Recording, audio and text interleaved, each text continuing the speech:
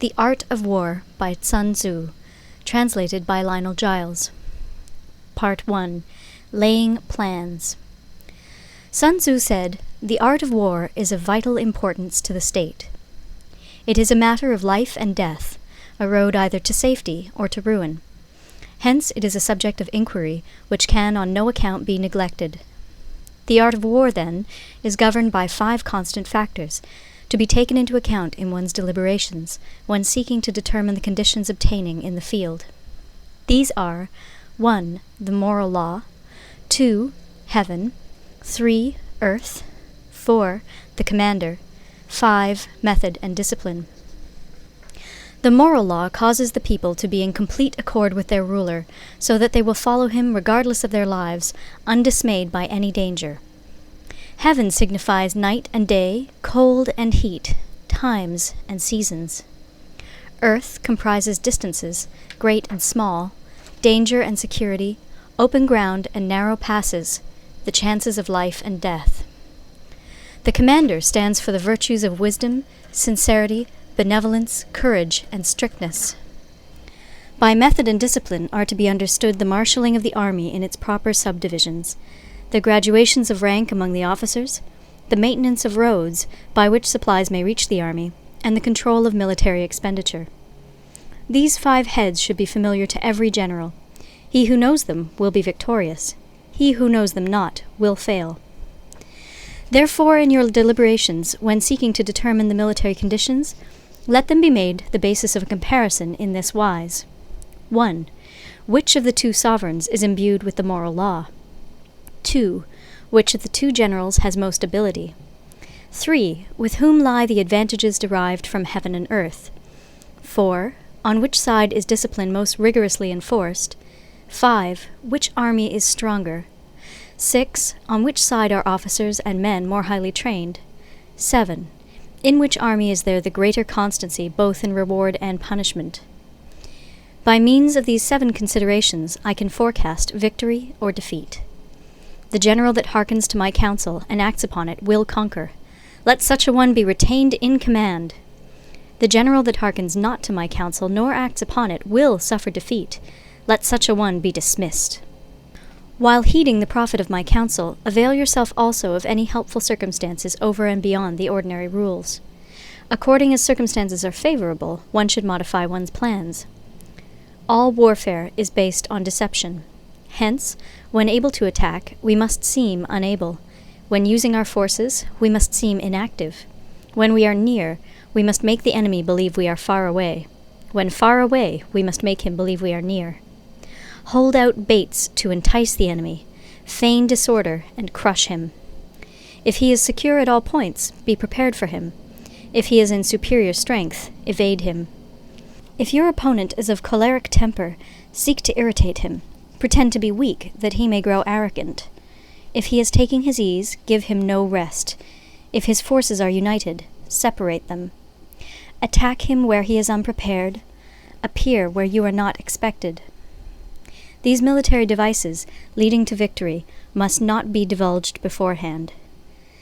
Now the general who wins a battle makes many calculations in his temple ere the battle is fought. The general who loses a battle makes but few calculations beforehand. Thus do many calculations lead to victory, and few calculations to defeat. How much more no calculation at all? It is by attention to this point that I can foresee who is likely to win or lose. End of Part 1. Part 2. Waging War. Sun Tzu said, "In the operations of war, where there are in the field 1,000 swift chariots, as many heavy chariots, and 100,000 mail-clad soldiers, with provisions enough to carry them 1,000 li, the expenditure at home and at the front, including entertainment of guests, small items such as glue and paint, and sums spent on chariots and armor, will reach the total of 1,000 ounces of silver per day. Such is the cost of raising an army of 100,000 men." When you engage in actual fighting, if victory is long in coming, then men's weapons will grow dull and their ardor will be damped. If you lay siege to a town, you will exhaust your strength. Again, if the campaign is protracted, the resources of the state will not be equal to the strain. Now, when your weapons are dulled, your ardor damped, your strength exhausted, and your treasure spent, Other chieftains will spring up to take advantage of your extremity. Then no man, however wise, will be able to avert the consequences that must ensue. Thus, though we have heard of stupid haste in war, cleverness has never been seen associated with long delays. There is no instance of a country having benefited from prolonged warfare. It is only one who is thoroughly acquainted with the evils of war that can thoroughly understand the profitable way of carrying it on. The skillful soldier does not raise a second levy. Neither are his supply wagons loaded more than twice. Bring war material with you from home, but forage on the enemy. Thus the army will have food enough for its needs. Poverty of the state exchequer causes an army to be maintained by contributions from a distance. Contributing to maintain an army at a distance causes the people to be impoverished. On the other hand, the proximity of an army causes prices to go up, and high prices cause the people's substance to be drained away. When their substance is drained away, the peasantry will be afflicted by heavy exactions. With this loss of substance and exhaustion of strength, the homes of the people will be stripped bare, and 3/10 of their income will be dissipated, while government expenses for broken chariots, worn-out horses, breastplates and helmets, bows and arrows, spears and shields, protective mantles, draft oxen, and heavy wagons will amount to 4/10 of its total revenue. Hence, a wise general makes a point of foraging on the enemy. 1 cartload of the enemy's provisions is equivalent to 20 of one's own, and likewise a single picul of his provender is equivalent to 20 from one's own store. Now, in order to kill the enemy, our men must be roused to anger. That there may be advantage from defeating the enemy, they must have their rewards. Therefore, in chariot fighting, when 10 or more chariots have been taken, those should be rewarded who took the first. Our own flags should be substituted for those of the enemy, and their chariots mingled and used in conjunction with ours. The captured soldiers should be kindly treated and kept. This is called using the conquered foe to augment one's own strength. In war, then, let your great object be victory, not lengthy campaigns. Thus it may be known that the leader of armies is the arbiter of the people's fate, the man on whom it depends whether the nation shall be in peace or in peril. End of Part 2. Part 3. Attack by Stratagem. Sun Tzu said, "In the practical art of war, the best thing of all is to take the enemy's country whole and intact. To shatter and destroy it is not so good. So, too, it is better to recapture an army entire than to destroy it, to capture a regiment, a detachment, or a company entire than to destroy them. The highest form of generalship is to balk the enemy's plans. The next best is to prevent the junction of the enemy's forces. The next in order is to attack the enemy's army in the field. And the worst policy of all is to besiege walled cities. The rule is not to besiege walled cities if it can possibly be avoided. The preparation of mantlets, movable shelters, and various implements of war will take up 3 whole months, and the piling up of mounds against the walls will take 3 months more. The general, unable to control his irritation, will launch his men to the assault like swarming ants, with the result that 1/3 of his men are slain, while the town still remains untaken. Such are the disastrous effects of a siege. Therefore the skillful leader subdues the enemy's troops without any fighting. He captures their cities without laying siege to them. He overthrows their kingdom without lengthy operations in the field. With his forces intact, he will dispute the mastery of the empire, and thus, without losing a man, his triumph will be complete. This is the method of attacking by stratagem. It is the rule in war, if our forces are 10 to the enemy's 1, to surround him, if 5 to 1, to attack him, if twice as numerous, to divide our army into 2. If equally matched, we can offer battle. If slightly inferior in numbers, we can avoid the enemy. If quite unequal in every way, we can flee from him. Hence, though an obstinate fight may be made by a small force, in the end it must be captured by the larger force. Now the general is the bulwark of the state. If the bulwark is complete at all points, the state will be strong. If the bulwark is defective, the state will be weak. There are 3 ways in which a ruler can bring misfortune upon his army. 1. By commanding the army to advance or to retreat, being ignorant of the fact that it cannot obey. This is called hobbling the army. 2. By attempting to govern an army in the same way as he administers a kingdom, being ignorant of the conditions which obtain in an army. This causes restlessness in the soldiers' minds. 3. By employing the officers of his army without discrimination through ignorance of the military principle of adaptation to circumstances. This shakes the confidence of the soldiers. But when the army is restless and distrustful, trouble is sure to come from the other feudal princes. This is simply bringing anarchy into the army and flinging victory away. Thus, we may know that there are 5 essentials for victory. 1. He will win who knows when to fight and when not to fight. 2. He will win who knows how to handle both superior and inferior forces. 3. He will win whose army is animated by the same spirit throughout all its ranks. 4. He will win who, prepared himself, waits to take the enemy unprepared. 5. He will win who has military capacity and is not interfered with by the sovereign. Hence the saying, if you know the enemy and know yourself, you need not fear the result of 100 battles. If you know yourself, but not the enemy, for every victory gained you will also suffer a defeat. If you know neither the enemy nor yourself, you will succumb in every battle. End of Part 3. Part 4. Tactical Dispositions. Sun Tzu said, "The good fighters of old first put themselves beyond the possibility of defeat, and then waited for an opportunity of defeating the enemy. To secure ourselves against defeat lies in our own hands, but the opportunity of defeating the enemy is provided by the enemy himself. Thus, the good fighter is able to secure himself against defeat, but cannot make certain of defeating the enemy. Hence the saying, one may know how to conquer without being able to do it." Security against defeat implies defensive tactics. Ability to defeat the enemy means taking the offensive. Standing on the defensive indicates insufficient strength. Attacking, a superabundance of strength. The general who is skilled in defense hides in the most secret recesses of the earth.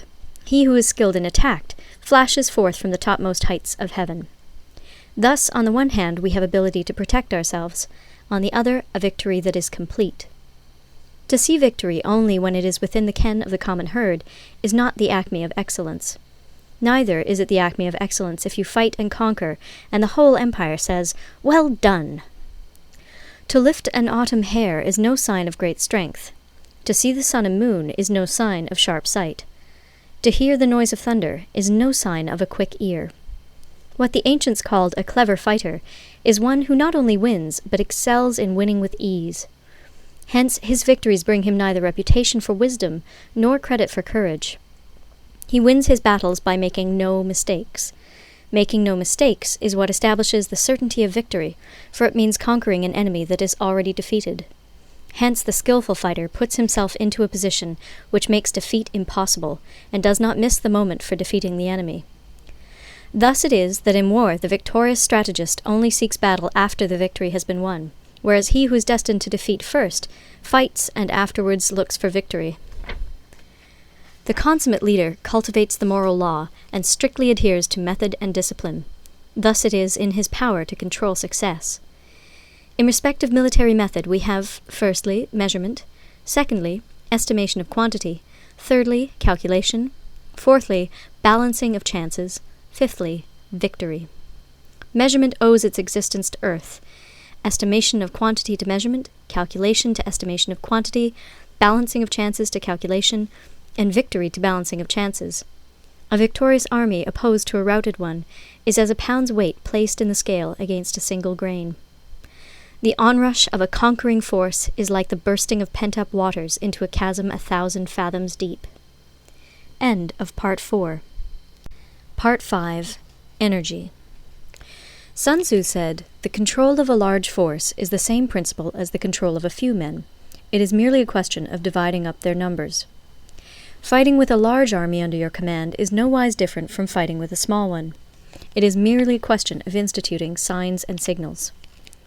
To ensure that your whole host may withstand the brunt of the enemy's attack and remain unshaken, this is effected by maneuvers direct and indirect. That the impact of your army may be like a grindstone dashed against an egg, this is effected by the science of weak points and strong. In all fighting, the direct method may be used for joining battle, but indirect methods will be needed in order to secure victory. Indirect tactics, efficiently applied, are inexhaustible as heaven and earth, unending as the flow of rivers and streams. Like the sun and moon, they end but to begin anew.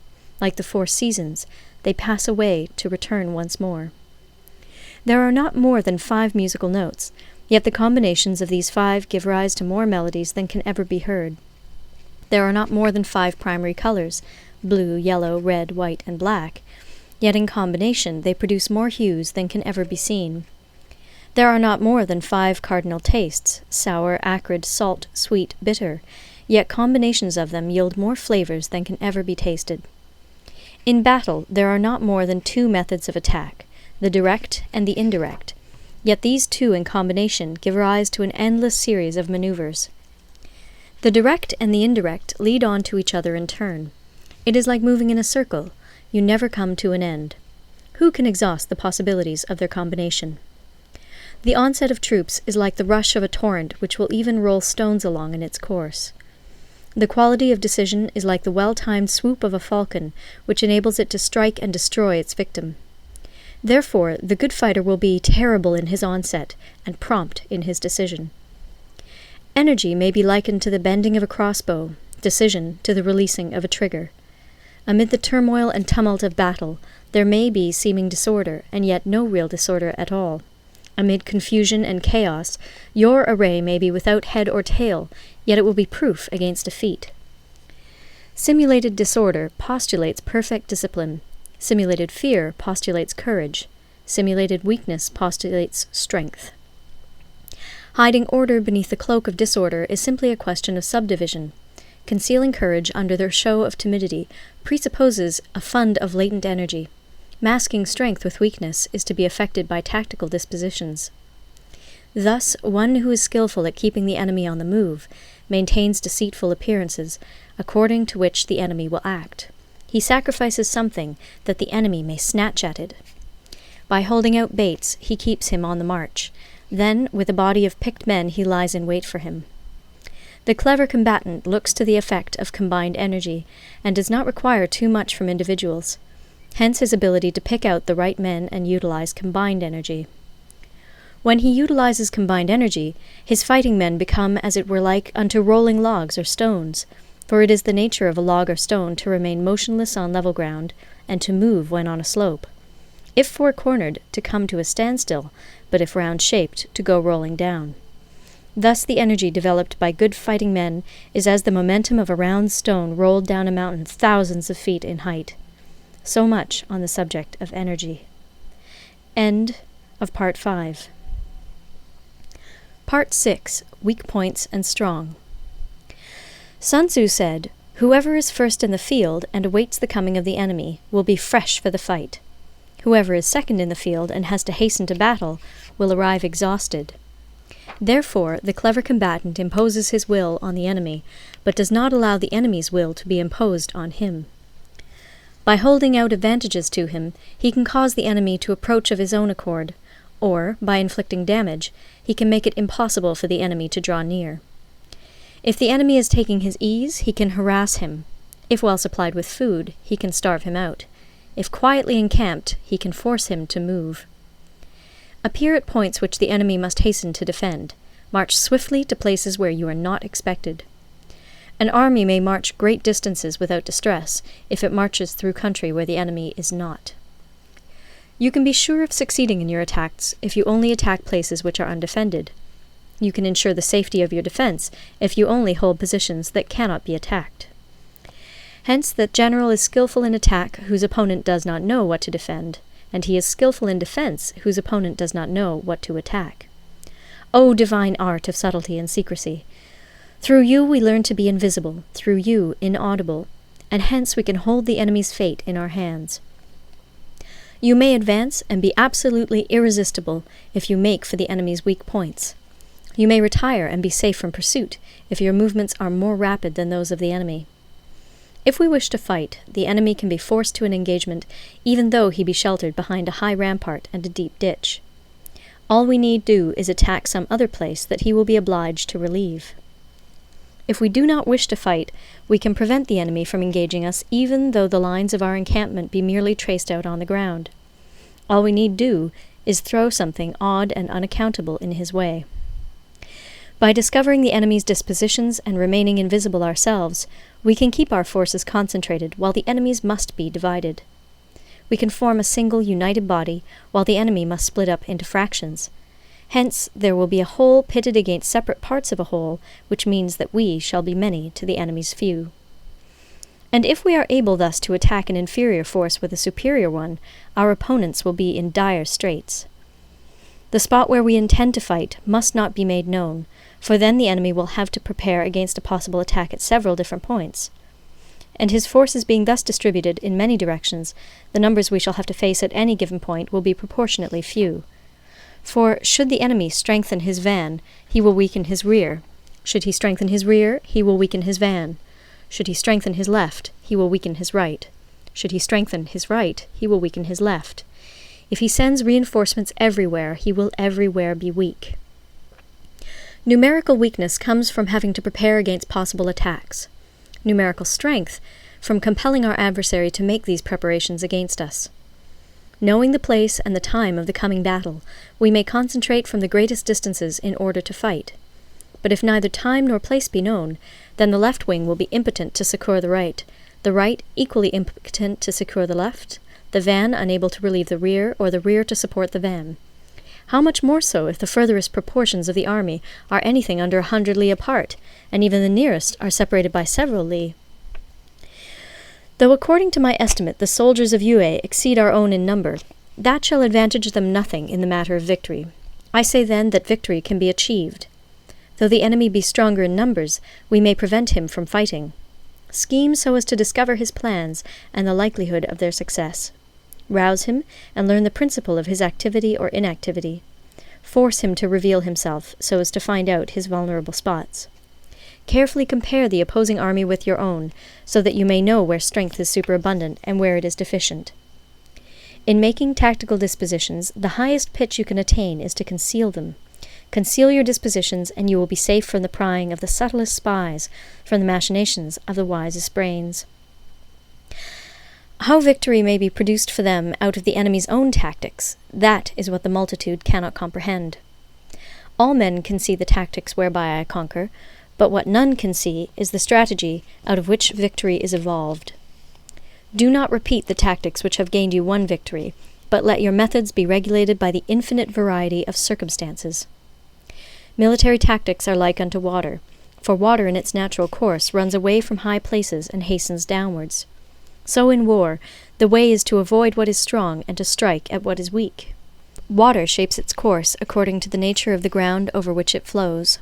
The soldier works out his victory in relation to the foe whom he is facing. Therefore, just as water retains no constant shape, in warfare there are no constant conditions. He who can modify his tactics in relation to his opponent and thereby succeed in winning may be called a heaven-born captain. The 5 elements, water, fire, wood, metal, Part earth, 7. are not always Maneuvering. equally predominant.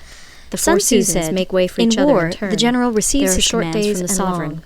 The moon Having has collected its an army periods and of concentrated his waning forces, and waxing. he must blend and harmonize the End different of elements part thereof 6. before pitching his camp. After that comes tactical maneuvering, than which there is nothing more difficult.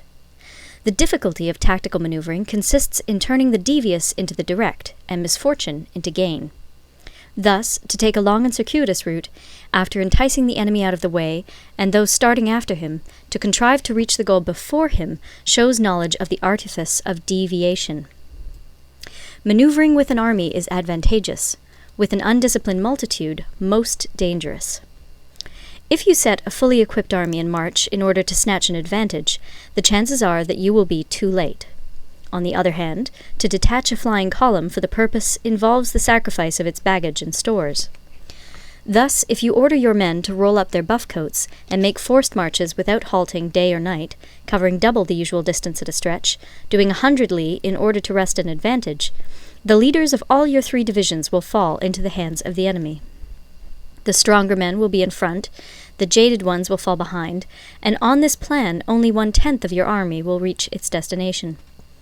If you march 50 li in order to outmaneuver the enemy, you will lose the leader of your 1st division, and only half your force will reach the goal. If you march 30 li with the same object, 2/3 of your army will arrive. We may take it then that an army without its baggage train is lost. Without provisions, it is lost. Without bases of supply, it is lost. We cannot enter into alliances until we are acquainted with the designs of our neighbors. We are not fit to lead an army on the march unless we are familiar with the face of the country, its mountains and forests, its pitfalls and precipices, its marshes and swamps. We shall be unable to turn natural advantage to account unless we make use of local guides. In war, practice dissimulation and you will succeed. Whether to concentrate or to divide your troops must be decided by circumstances. Let your rapidity be that of the wind, your compactness that of the forest. In raiding and plundering be like fire, in immovability like a mountain. Let your plans be dark, and impenetrable as night, and when you move, fall like a thunderbolt. When you plunder a countryside, let the spoil be divided amongst your men. When you capture new territory, cut it up into allotments for the benefit of the soldiery. Ponder and deliberate before you make a move. He will conquer who has learnt the artifice of deviation. Such is the art of maneuvering. The Book of Army Management says, "On the field of battle, the spoken word does not carry far enough. Hence the institution of gongs and drums. Nor can ordinary objects be seen clearly enough. Hence the institution of banners and flags. Gongs and drums, banners and flags, are means whereby the ears and eyes of the host may be focused on one particular point. The host thus forming a single united body, it is impossible either for the brave to advance alone, or for the cowardly to retreat alone. This is the art of handling large masses of men. In night fighting, then, make much use of signal flyers and drums, and in fighting by day, of flags and banners, as a means of influencing the ears and eyes of your army. A whole army may be robbed of its spirit. A commander-in-chief may be robbed of his presence of mind. Now, a soldier's spirit is keenest in the morning. By noonday it has begun to flag, and in the evening his mind is bent only on returning to camp. A clever general, therefore, avoids an army when its spirit is keen, but attacks it when it is sluggish and inclined to return. This is the art of studying moods. Disciplined and calm, to await the appearance of disorder and hubbub amongst the enemy. This is the art of retaining self-possession. To be near the goal, while the enemy is still far from it. To wait at ease while the enemy is toiling and struggling. To be well fed while the enemy is famished. This is the art of husbanding one's strength. To refrain from intercepting an enemy whose banners are in perfect order. To refrain from attacking an army drawn up in calm and confident array. This is the art of studying circumstances. It is a military axiom not to advance uphill against the enemy, nor to oppose him when he comes downhill. Do not pursue an enemy who simulates flight. Do not attack soldiers whose temper is keen. Do not swallow bait offered by the enemy. Do not interfere with an army that is returning home. When you surround an army, leave an outlet free. Do not press a desperate foe too hard. Such is the art of warfare. End of Part 7. Part 8. Variation in Tactics. Sun Tzu said, "In war, the general receives his commands from the sovereign, collects his army, and concentrates his forces. When in difficult country, do not encamp. In country where high roads intersect, join hands with your allies. Do not linger in dangerously isolated positions. In hemmed-in situations, you must resort to stratagem. In desperate position, you must fight.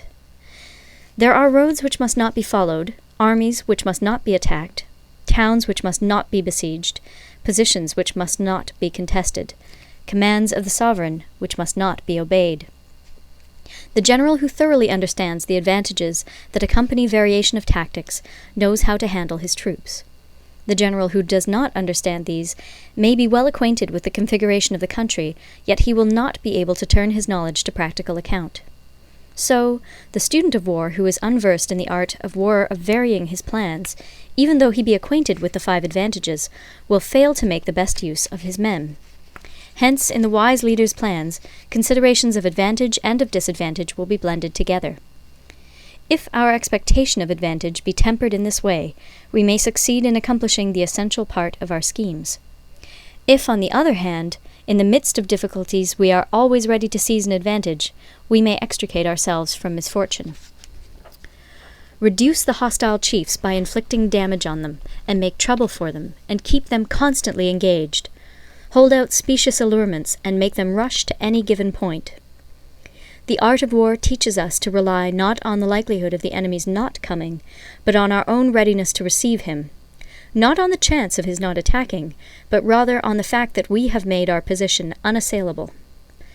There are 5 dangerous faults which may affect a general. 1.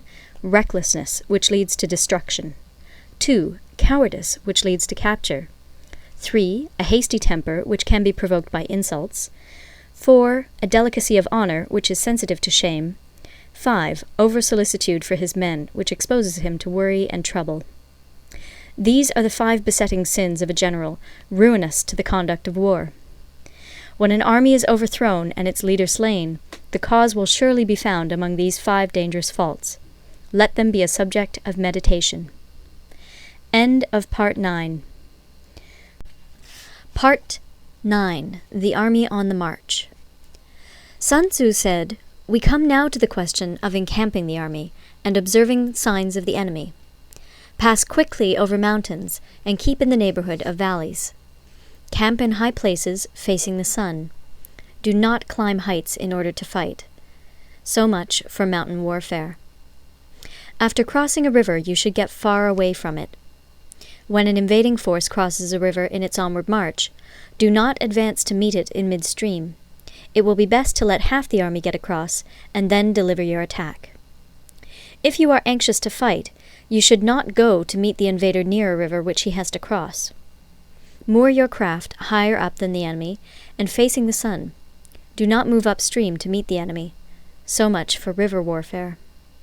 In crossing salt marshes, your sole concern should be to get over them quickly, without any delay. If forced to fight in a salt marsh, you should have water and grass near you, and get your back to a clump of trees. So much for operations in salt marshes. In dry, level country, take up an easily accessible position with rising ground to your right and on your rear, so that the danger may be in front and safety lie behind. So much for campaigning in flat country. These are the 4 useful branches of military knowledge which enabled the Yellow Emperor to vanquish 4 several sovereigns. All armies prefer high ground to low, and sunny places to dark. If you are careful of your men and camp on hard ground, the army will be free from disease of every kind, and this will spell victory. When you come to a hill or a bank, occupy the sunny side, with the slope on your right rear. Thus you will at once act for the benefit of your soldiers, and utilize the natural advantages of the ground. When, in consequence of heavy rains up country, a river which you wish to ford is swollen and flecked with foam, you must wait until it subsides. Country in which there are precipitous cliffs with torrents running between, deep natural hollows, confined places, tangled thickets, quagmires, and crevasses should be left with all possible speed and not approached. While we keep away from such places, we should get the enemy to approach them. While we face them, we should let the enemy have them on his rear. If in the neighborhood of your camp there should be any hilly country, ponds surrounded by aquatic grass, hollow basins filled with reeds, or woods with thick undergrowth, they must be carefully routed out and searched, for these are places where men in ambush or insidious spies are likely to be lurking. When the enemy is close at hand and remains quiet, he is relying on the natural strength of his position. When he keeps aloof and tries to provoke a battle, he is anxious for the other side to advance. If his place of encampment is easy of access, he is tendering a bait. Movement amongst the trees of a forest shows that the enemy is advancing. The appearance of a number of screens in the midst of thick grass means that the enemy wants to make us suspicious. The rising of birds in their flight is the sign of an ambuscade. Startled beasts indicate that a sudden attack is coming. When there is dust rising in a high column, it is the sign of chariots advancing. When the dust is low, but spread over a wide area, it betokens the approach of infantry. When it branches out in different directions, it shows that parties have been sent to collect firewood. A few clouds of dust, moving to and fro, signify that the army is encamping. Humble words and increased preparations are signs that the enemy is about to advance. Violent language and driving forward as if to the attack are signs that he will retreat.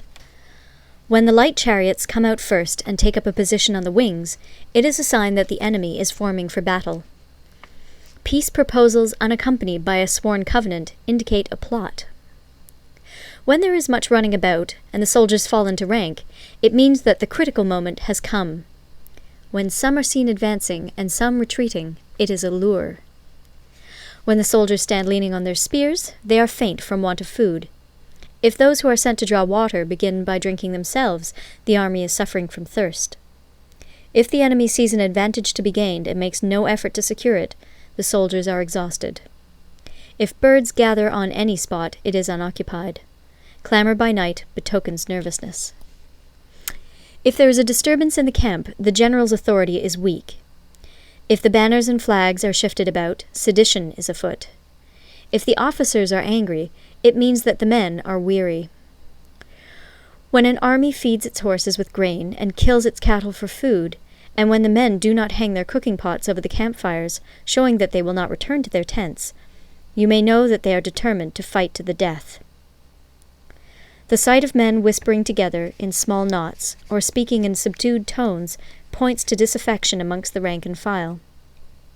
Too frequent rewards signify that the enemy is at the end of his resources. Too many punishments betray a condition of dire distress. To begin by bluster, but afterwards to take fright at the enemy's numbers, shows a supreme lack of intelligence. When envoys are sent with compliments in their mouths, it is a sign that the enemy wishes for a truce. If the enemy's troops march up angrily and remain facing ours for a long time without either joining battle or taking themselves off again, the situation is one that demands great vigilance and circumspection. If our troops are no more in number than the enemy, that is amply sufficient. It only means that no direct attack can be made. What we can do is simply to concentrate all our available strength, keep a close watch on the enemy, and obtain reinforcements. He who exercises no forethought, but makes light of his opponents, is sure to be captured by them. If soldiers are punished before they have grown attached to you, they will not prove submissive. And, unless submissive, they will be practically useless. If, when the soldiers have become attached to you, punishments are not enforced, they will still be useless. Therefore, soldiers must be treated in the first instance with humanity, but kept under control by means of iron discipline. This is a certain road to victory. If in training soldiers commands are habitually enforced, the army will be well disciplined. If not, its discipline will be bad. If a general shows confidence in his men, but always insists on his orders being obeyed, the gain will be mutual. End of Part 9. Part 10. Terrain. Sun Tzu said, we may distinguish 6 kinds of terrain, to wit, 1. Accessible ground, 2. Entangling ground, 3. Temporizing ground, 4. Narrow passes, 5. Precipitous heights, 6. Positions at a great distance from the enemy. Ground which can be freely traversed by both sides is called accessible. With regard to ground of this nature, be before the enemy in occupying the raised and sunny spots, and carefully guard your line of supplies. Then you will be able to fight with advantage. Ground which can be abandoned but is hard to reoccupy is called entangling.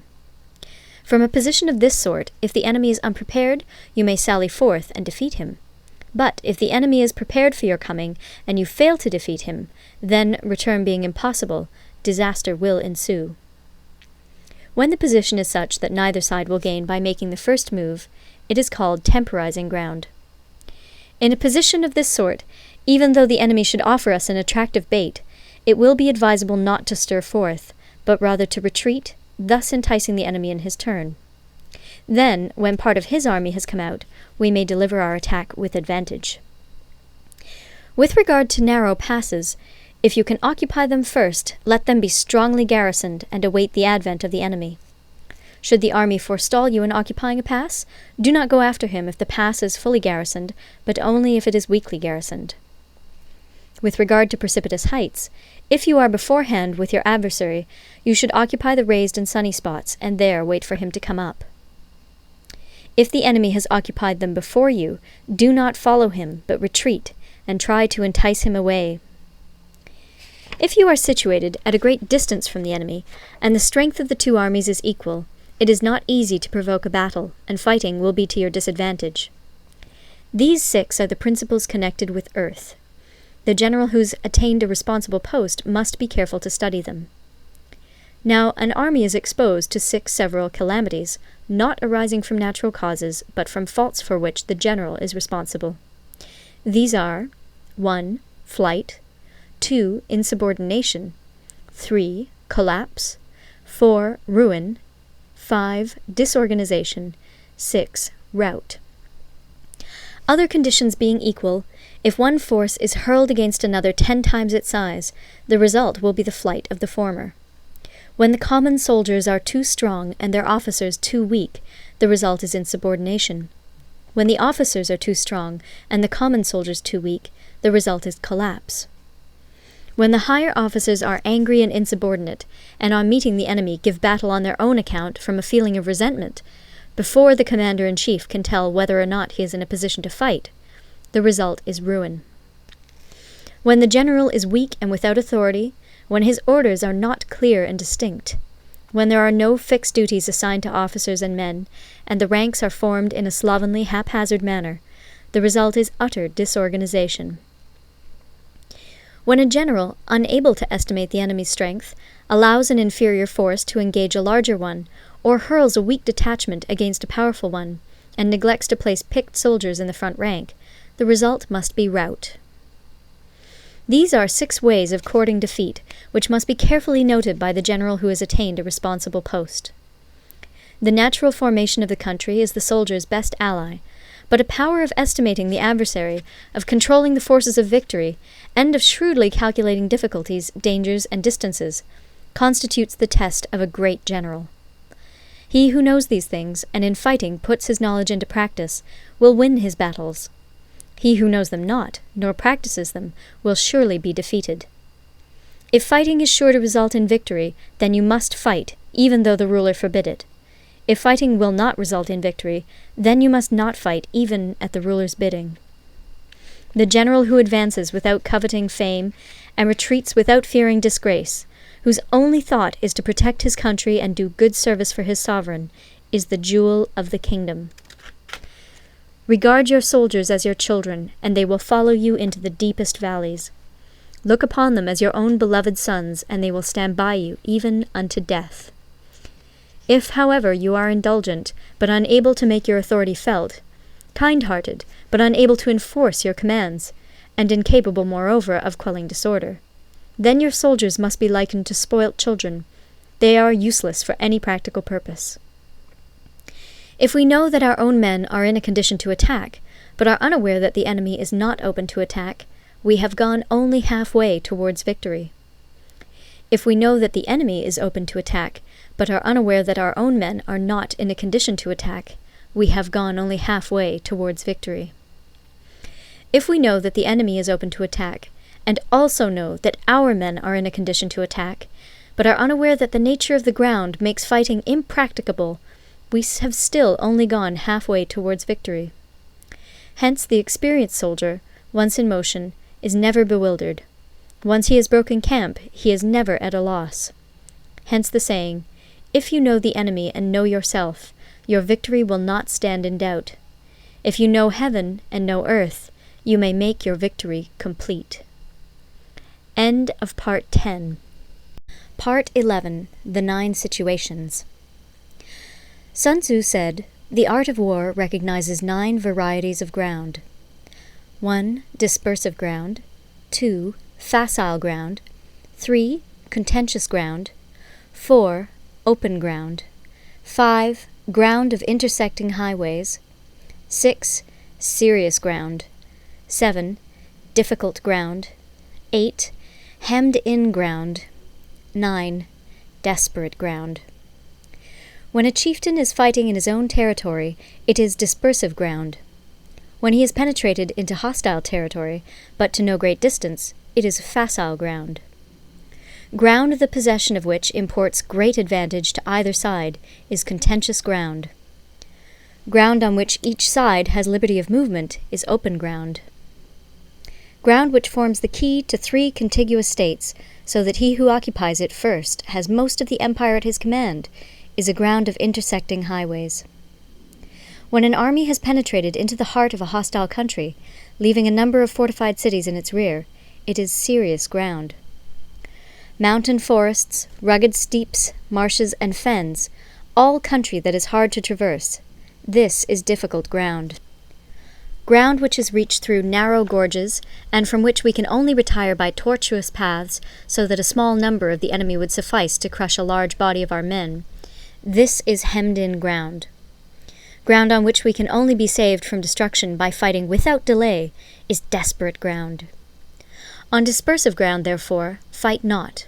On facile ground, halt not. On contentious ground, attack not. On open ground, do not try to block the enemy's way. On the ground of intersecting highways, join hands with your allies. On serious ground, gather in plunder. In difficult ground, keep steadily on the march.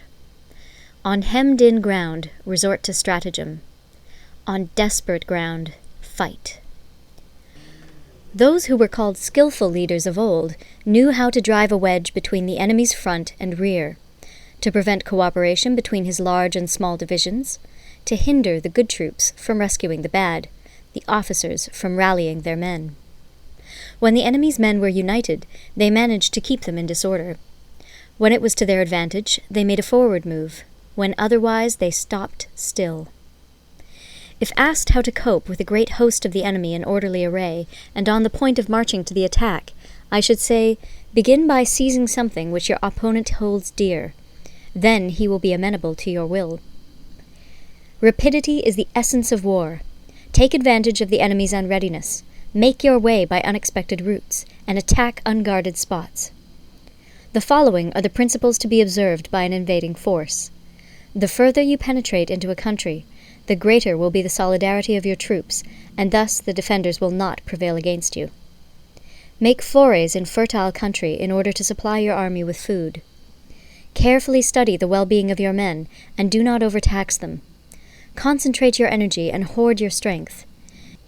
Keep your army continually on the move, and devise unfathomable plans. Throw your soldiers into positions whence there is no escape, and they will prefer death to flight. If they will face death, there is nothing they may not achieve. Officers and men alike will put forth their uttermost strength. Soldiers, when in desperate straits, lose the sense of fear. If there is no place of refuge, they will stand firm. If they are in hostile country, they will show a stubborn front. If there is no help for it, they will fight hard. Thus, without waiting to be marshaled, the soldiers will be constantly on the qui-vive. Without waiting to be asked, they will do your will. Without restrictions, they will be faithful. Without giving orders, they can be trusted. Prohibit the taking of omens, and do away with superstitious doubts. Then, until death itself comes, no calamity need be feared. If our soldiers are not overburdened with money, it is not because they have a distaste for riches. If their lives are not unduly long, it is not because they are disinclined to longevity. On the day they are ordered out to battle, your soldiers may weep, those sitting up bedewing their garments, and those lying down, letting the tears run down their cheeks. But let them once be brought to bay, and they will display the courage of a Chu or a Kui. The skillful tactician may be likened to the Shuai Jan. Now, the Shuai Jan is a snake that is found in the Cheung Mountains. Strike at its head, and you will be attacked by its tail.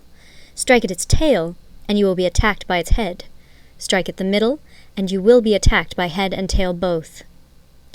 Asked if an army can be made to imitate the Shuai Jan, I should answer yes. For the men of Wu and the men of Yue are enemies. Yet if they are crossing a river in the same boat and are caught by a storm, they will come to each other's assistance, just as the left hand helps the right. Hence, it is not enough to put one's trust in the tethering of horses and the burying of chariot wheels in the ground.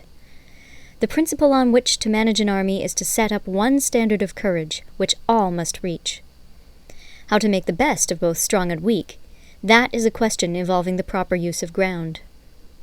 Thus, the skillful general conducts his army just as though he were leading a single man, willy-nilly, by the hand. It is the business of a general to be quiet, and thus ensure secrecy, upright and just, and thus maintain order. He must be able to mystify his officers and men by false reports and appearances, and thus keep them in total ignorance. By altering his arrangements and changing his plans, he keeps the enemy without definite knowledge. By shifting his camp and taking circuitous routes, he prevents the enemy from anticipating his purpose. At the critical moment, the leader of an army acts like one who has climbed up a height and then kicks away the ladder behind him. He carries his men deep into hostile territory before he shows his hand. He burns his boats and breaks his cooking pots. Like a shepherd driving a flock of sheep, he drives his men this way and that, and nothing knows whither he is going. To muster his host and bring it into danger, this may be termed the business of the general. The different measures suited to the 9 varieties of ground, the expediency of aggressive or defensive tactics, and the fundamental laws of human nature, these are things that must most certainly be studied. When invading hostile territory, the general principle is that penetrating deeply brings cohesion. Penetrating but a short way means dispersion. When you leave your own country behind and take your army across neighborhood territory, you find yourself on critical ground. When there are means of communication on all 4 sides, the ground is one of intersecting highways. When you penetrate deeply into a country, it is serious ground. When you penetrate but a little way, it is facile ground.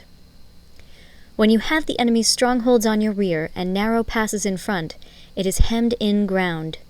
When there is no place of refuge at all, it is desperate ground. Therefore, on dispersive ground, I would inspire my men with unity of purpose.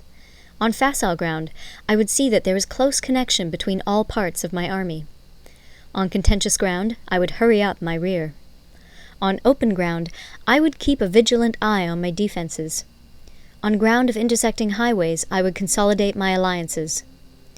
On serious ground, I would try to ensure a continuous stream of supplies. On difficult ground, I would keep pushing on along the road. On hemmed-in ground, I would block any way of retreat. On desperate ground, I would proclaim to my soldiers the hopelessness of saving their lives. For it is the soldier's disposition to offer an obstinate resistance when surrounded, to fight hard when he cannot help himself, and to obey promptly when he has fallen into danger. We cannot enter into alliance with neighboring princes until we are acquainted with their designs. We are not fit to lead an army on the march unless we are familiar with the face of the country, its mountains and forests, its pitfalls and precipices, its marshes and swamps. We shall be unable to turn natural advantages to account unless we make use of local guides. To be ignored of any one of the following 4 or 5 principles does not befit a warlike prince. When a warlike prince attacks a powerful state, his generalship shows itself in preventing the concentration of the enemy's forces. He overawes his opponents, and their allies are prevented from joining against him. Hence, he does not strive to ally himself with all and sundry, nor does he foster the power of other states. He carries out his own secret designs, keeping his antagonists in awe. Thus he is able to capture their cities and overthrow their kingdoms. Bestow rewards without regard to rule, issue orders without regard to previous arrangements, and you will be able to handle a whole army as though you had to do with but a single man. Confront your soldiers with the deed itself. Never let them know your design. When the outlook is bright, bring it before their eyes, but tell them nothing when the situation is gloomy. Place your army in deadly peril, and it will survive. Plunge it into desperate straits, and it will come off in safety. For it is precisely when a force has fallen into harm's way that it is capable of striking a blow for victory. Success in warfare is gained by carefully accommodating ourselves to the enemy's purpose. By persistently hanging on the enemy's flank, we shall succeed in the long run in killing the commander-in-chief. This is called ability to accomplish a thing by sheer cunning. On the day that you take up your command, block the frontier passes, destroy the official tallies, and stop the passage of all emissaries. Be stern in the council chamber so that you may control the situation. If the enemy leaves the door open, you must rush in. Forestall your opponent by seizing what he holds dear, and subtly contrive to time his arrival on the ground. Walk in the path defined by rule, and accommodate yourself to the enemy until you can fight a decisive battle. At first, then, exhibit the coyness of a maiden, until the enemy gives you an opening. Afterwards, emulate the rapidity of a running hare, and it will be too late for the enemy to oppose you. End of Part 11. Part 12. The Attack by Fire. Sun Tzu said, "There are 5 ways of attacking with fire. The first is to burn soldiers in their camp. The second is to burn stores. The third is to burn baggage trains. The fourth is to burn arsenals and magazines. The fifth is to hurl dropping fire amongst the enemy." In order to carry out an attack, we must have means available. The material for raising fire should always be kept in readiness. There is a proper season for making attacks with fire, and special days for starting a conflagration. The proper season is when the weather is very dry. The special days are those when the moon is in the constellations of the Sieve, the Wall, the Wing, or the Crossbar, for these 4 are all days of rising wind. In attacking with fire, one should be prepared to meet 5 possible developments. 1. When fire breaks out inside to enemy's camp, respond at once with an attack from without. 2. If there is an outbreak of fire, but the enemy's soldiers remain quiet, bide your time and do not attack.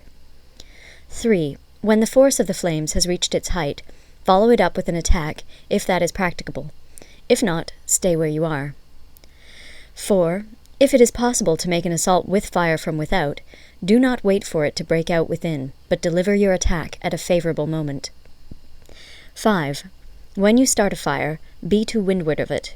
Do not attack from the leeward. A wind that rises in the daytime lasts long, but a night breeze soon falls. In every army, the 5 developments connected with fire must be known, the movements of the stars calculated, and a watch kept for the proper days. Hence, those who use fire as an aid to the attack show intelligence. Those who use water as an aid to the attack gain an accession of strength. By means of water, an enemy may be intercepted, but not robbed of all his belongings. Unhappy is the fate of one who tries to win his battles and succeed in his attacks without cultivating the spirit of enterprise, for the result is a waste of time and general stagnation. Hence the saying, "The enlightened ruler lays his plans well ahead. The good general cultivates his resources." Move not unless you see an advantage. Use not your troops unless there is something to be gained. Fight not unless the position is critical. No ruler should put troops into the field merely to gratify his own spleen. No general should fight a battle simply out of pique. If it is to your advantage, make a forward move. If not, stay where you are. Anger may in time change to gladness. Vexation may be succeeded by content. But a kingdom that has once been destroyed can never come again into being, nor can the dead ever be brought back to life. Hence the enlightened ruler is heedful, and the good general full of caution. This is the way to keep a country at peace and an army intact. End of Part 12. Part 13. The Use of Spies. Sun Tzu said, "Raising a host of 100,000 men and marching them great distances entails heavy loss on the people and a drain on the resources of the state. The daily expenditure will amount to 1,000 ounces of silver. There will be commotion at home and abroad, and men will drop down exhausted on the highways. As many as 700,000 families will be impeded in their labor. Hostile armies may face each other for years, striving for the victory which is decided in a single day. This being so, to remain in ignorance of the enemy's conditions simply because one grudges the outlay of 100 ounces of silver in honors and emoluments is the height of inhumanity.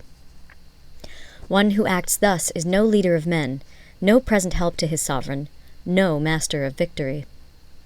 Thus, what enables the wise sovereign and the good general to strike and conquer and achieve things beyond the reach of ordinary men is foreknowledge. Now, this foreknowledge cannot be elicited from spirits. It cannot be obtained inductively from experience, nor by any deductive calculation. Knowledge of the enemy's dispositions can only be obtained from other men. Hence the use of spies, of whom there are 5 classes. 1. Local spies. 2. Inward spies. 3. Converted spies. 4. Doomed spies. 5. Surviving spies. When these 5 kinds of spy are all at work, none can discover the secret system. This is called divine manipulation of the threads. It is the sovereign's most precious faculty. Having local spies means employing the services of the inhabitants of a district. Having inward spies, making use of officials of the enemy. Having converted spies, getting hold of the enemy's spies and using them for our own purposes. Having doomed spies, doing certain things openly for purposes of deception, and allowing our spies to know of them and report them to the enemy. Surviving spies, finally, are those who bring back news from the enemy's camp. Hence it is that none in the whole army are more intimate relations to be maintained than with spies. None should be more liberally rewarded. In no other business should greater secrecy be preserved. Spies cannot be usefully employed without a certain intuitive sagacity. They cannot be properly managed without benevolence and straightforwardness. Without subtle ingenuity of mind, one cannot make certain of the truth of their reports. Be subtle, and use your spies for every kind of business. If a secret piece of news is divulged by a spy before the time is ripe, he must be put to death together with the man to whom the secret was told. Whether the object be to crush an army, to storm a city, or to assassinate an individual, it is always necessary to begin by finding out the names of the attendants, the aides-de-camp, and doorkeepers and sentries of the general in command. Our spies must be commissioned to ascertain these. The enemy's spies, who have come to spy on us, must be sought out, tempted with bribes, led away, and comfortably housed. Thus they will become converted spies and available for our service. It is through the information brought by the converted spy that we are able to acquire and employ local and inward spies. It is owing to this information again that we can cause the doomed spy to carry false tidings to the enemy. Lastly, it is by this information that the surviving spy can be used on appointed occasions. The end and aim of spying in all its 5 varieties is knowledge of the enemy, and this knowledge can only be derived in the first instance from the converted spy. Hence it is essential that the converted spy be treated with the utmost liberality. Of old, the rise of the Yin dynasty was due to Yi Qi, who had served under the Xia. Likewise, the rise of the Chu dynasty was due to Liu Ya, who had served under the Yin. Hence, it is only the enlightened ruler and the wise general who will use the highest intelligence of the army for purposes of spying, and thereby they achieve great results. Spies are a most important element in water, because on them depends an army's ability to move. End of the Art of War.